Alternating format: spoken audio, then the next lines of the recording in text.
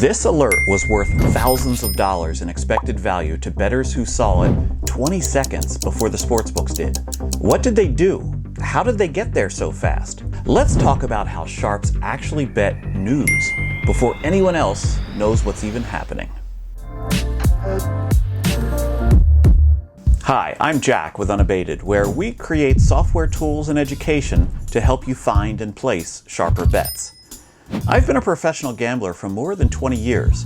I call myself an advantage player because I'm always looking to get an advantage in whatever I'm betting on. It's not unusual to want to get an edge. In fact, hopefully that's the reason you're watching this video.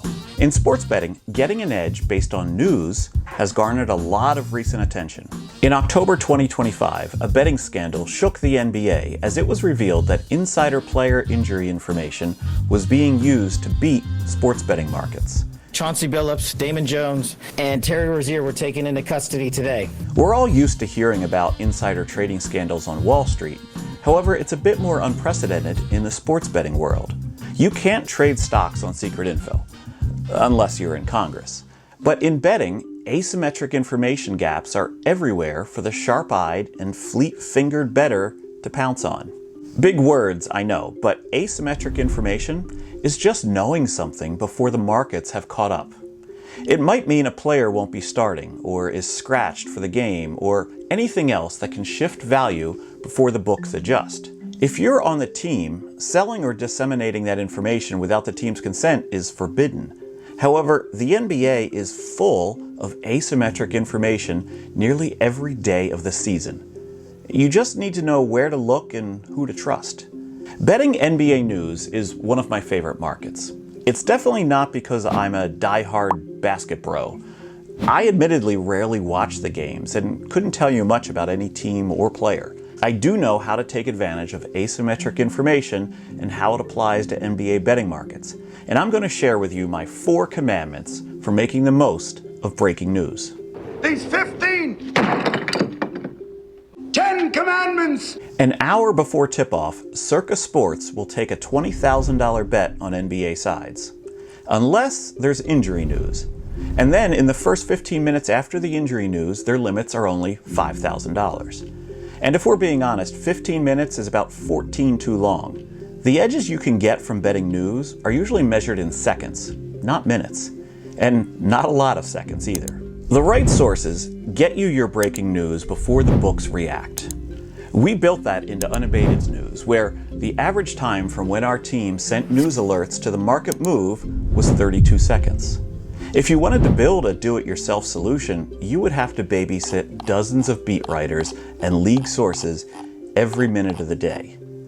So the first commandment of betting news is, thou shalt not wait for shams. There are go-to reporters that the networks tell you are the true insiders. However, Adam Schefter, Ian Rappaport, Shams, they all get their news from somewhere else and likely aggregate it. If you're following the guy with 3.2 million other followers, you've got a lot of competition.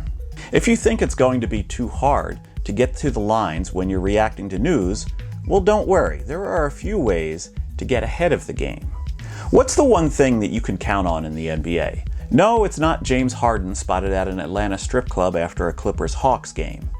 It's that injury reports come out at 5 p.m. local time for the next day's game, and by 1 p.m. on the day of a back-to-back game. Those are your windows for when lines will start moving. And more importantly, which players you need to watch over the next 26 or so hours. In practice, teams update player status as close to tip-off as they can if there's a player that's on the fence about playing. But when you know a player is on the previous night's injury report, you can begin to build scenarios for how that could play out. And it's our second commandment, thou shalt anticipate the news. There are only 240 minutes to go around for every team in a game. If Luka Doncic is on the injury report on a Thursday, how will his 38 minutes get distributed to the rest of the team on Friday if he's out? Unabated NBA generates these conditional scenarios for you, but you can do the work yourself if you have a good sense of how a team patches its holes when key players aren't available. Maybe you think Dalton Connect gets 10 of those minutes. If you think it's likely Luka sits, you know you're going to jump in and look for connect overs. When you get the confirmation at Luka's status, you'll be ready to pounce before the books adjust. Now you've got a plan and you're ready for the news. The team makes it official that the player is or isn't in the lineup. Now what? Well, here's a recent example of how game time decisions are sometimes already priced in. On October 30th, 2025, Franz Wagner, a forward with the Orlando Magic, was a game time decision. The lines for other players, such as Tristan da Silva and Anthony Black, both players who would see an uptick in usage if Wagner is out, were fairly close to their lines for when Wagner is in the lineup. So if Wagner plays, there's no value. If Wagner sits, there's value on da Silva and Black overs. Since the book's lines before the injury news went official were closer to Wagner playing, it's a hint that the books expect him in the lineup. And that's our third commandment. Thou shalt react appropriately to news. When you get scenarios where the book is adjusting to an injury in advance, it's likely that the news is already priced into the market. You don't have asymmetric information anymore. You're working with the same info that the books have.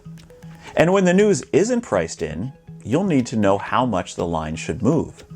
If you're not using a projection source like the ones we've shown here with Unabated's NBA package, you're going to have to figure this all out on your own.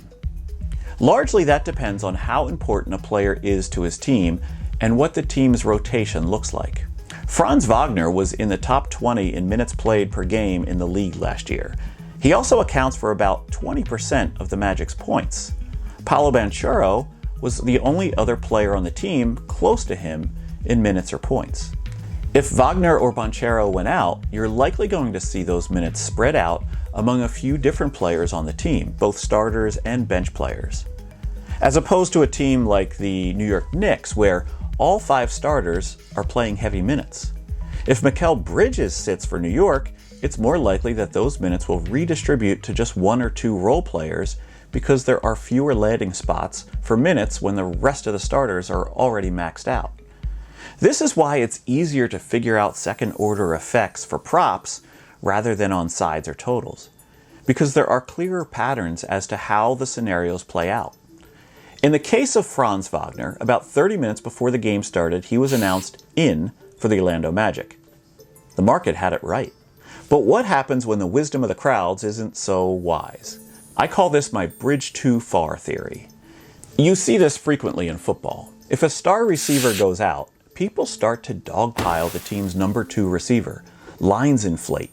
If the entire market is pounding a number, there's a good chance they pushed the line past what should have been the right reaction. They went a bridge too far.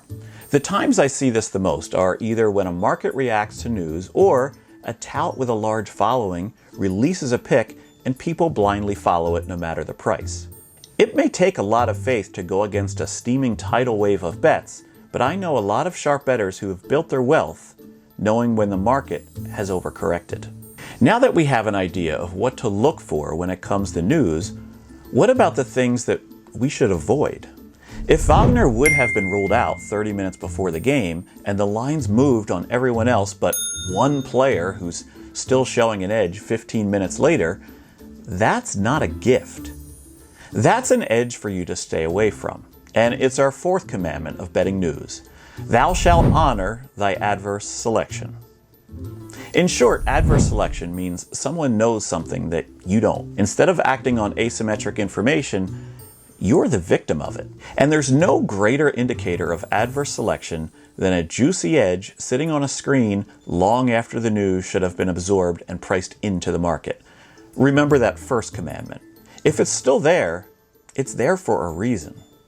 With the advent of prediction markets and peer-to-peer betting, every bettor thinks their counterparty on any bet is someone who is clueless. Is that possible? Yes. Is that probable? No, not really. As I spoke about in my video about prediction markets, you need to be careful if you want to put up offers that other people can bet into. It's especially true when you're dealing with fast-paced, news-based betting. If you put up a market, you're leaving yourself open to someone else getting the news faster than you. To protect yourself, you'll want to be a market taker, not a market maker, if you're new to exchanges and prediction markets. And if you think adverse selection sounds sneaky, Just wait until you get a load of these tricks that sportsbooks use to separate you from your money.